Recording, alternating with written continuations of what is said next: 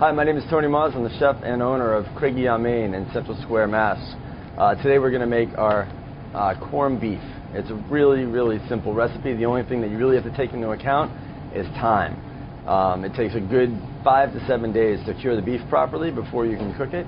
So if you're sounding pretty excited about what we're doing with the recipe, allow yourself that good week. And if it's St. Patty's Day that you're aiming for, give yourself a good week before that so we can make sure that you've got your corned beef brisket ready to go for the big day. So real simple, we're going to just start by making a brine. We've got water in this pot, and we're going to add salt, sugar, pickling spice mix, and some garlic. It's a real simple recipe, and we're going to bring this up to a simmer so that we dissolve all of the ingredients into the water. Once this is all dissolved, we're going to cool it down. We're going to add something that's called curing salt. Curing salt is otherwise known as pink salt.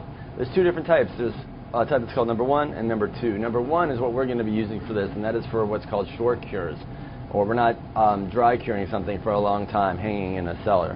What this does is it keeps it very rosy. It also prevents things from spoiling. Okay, it can be dangerous used in large amounts, but we're being sure not to use large amounts. And the best way to do that is by using a scale, and it's a percentage. And if you're going to take the time to make corned beef in your home, and it takes 5 to 7 days, then I strongly recommend a piece of equipment like this. It's cheap, they're accurate, it'll change the way you cook. We do everything at the restaurant in grams. Of course, you can do it at ounces at home, but nothing is more accurate than weight. Everything is interpretive when you're using tablespoons and cups, but weight is the way to go. So we've weighed this out, and as soon as the brine comes up and we cool it down, we'll add the pink salt, or the curing salt, and then we'll put the corned beef into the brine and let it rest. Okay, so we have our brine done, almost done. It is now cooled, and what we're going to do now is add our curing salt. The reason why we add it when it's cooled and not when it's hot along with everything else is that there are properties to this salt. It's a different actually type of salt, and if you add it when it's hot, it kills the curing properties. So this is a mistake that a lot of people frequently make, and then they would turn around a week later and look at their meat and say it's not cured properly. So make sure that it actually has come down to at least room temperature, if not cooler, and then simply add the curing salt, and we'll whisk that in. Now, I'm going to add our brisket. Really want to just sort of advocate on behalf of the local and the grass-fed, if at all possible. Flavor is going to be significantly better than anything commodity. Plus, we're doing all the right things, making all the right decisions. So this is coming from a great local farm. It will be a little bit leaner. It still has some nice fat. It won't have some of the marbling that some commodity meat might have, but at the same time, the flavor, to me, is going to be exponentially better. So this is cool. We're just literally going to lower the brisket into the brine, make sure it's completely submerged, and then we're going to let it sit. Of course, you're going to be asking, well, how do I really know when it's cured? The best thing to do is to cheat, and that is to just make a little incision after about 5 days, and you're going to see a rosiness that's different than the natural meat color. And if it hasn't gone all the way through, you know it's not quite brined enough. You can do things like injecting it if you want to. If you had a really thick cut of brisket, you can use, they make actually brine injectors. They look like big honking needles, and you can shove it in there, and that'll help you, or that'll expedite the process. Not necessary, but it might be helpful and something to consider. So we are going to now put this in the fridge. We'll cover it. We don't want anything spilling in there, and we don't want it getting any aromas from the refrigerator. And we'll come back and we'll check it in 5 to 7 days. Okay, so fast forward, here we are magically at day 7, and we're going to take our brined brisket right out of the brine, put it in this pan, and we're just going to take a little gander in here. We're going to do our little cheat system and just make sure that it's been brined all the way through, and it looks great and rosy all the way through, which is perfect. So 7 days for a good 5-piece seems to be a pretty good rule. Now what we're going to do is we're just going to give it a little rinse.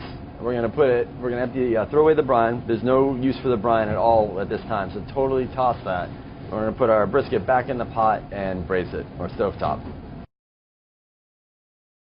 Okay, so after all that waiting, we're now going to actually cook the brisket. A pretty simple process. What we're going to do is we're just going to take our brisket, put it in the water.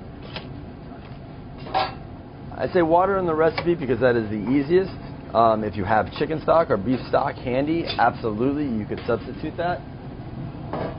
But water will do just fine for the purpose because there's already a lot of flavor going on in this brisket. And then we're going to add our onions. to the court bouillon or stock, carrots, celery root, garlic, a couple of bay leaves, a little bit more of the same spice that we used in the pickling itself, so the pickling spice mix. And then I add some parsley and some thyme. And we're going to press this down. And we're going to bring this up to a simmer until it begins releasing a little bit of the scum. And when you see that sort of frothy white stuff coming up, that's actually not anything you really want in there. It's not terrible, it's not going to kill you, but there are impurities, and you'll have a lot of cleaner flavor, and the broth will be a lot clearer if we actually skim that off. So after we skim it, we're going to cover it.